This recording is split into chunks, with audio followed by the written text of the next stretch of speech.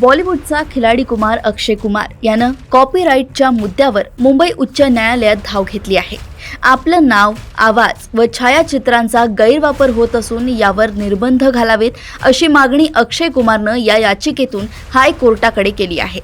वास्तविक बॉलिवूड अभिनेता अक्षय कुमारनं आपलं नाव, आवाज आणि छायाचित्रांचा गैरवापर थांबवण्यासाठी मुंबई उच्च न्यायालयात याचिका दाखल केली आहे। या याचिकेवर न्यायमूर्ती आरिफ डॉक्टर यांच्या एकलपीठासमोर सुनावणी झाली।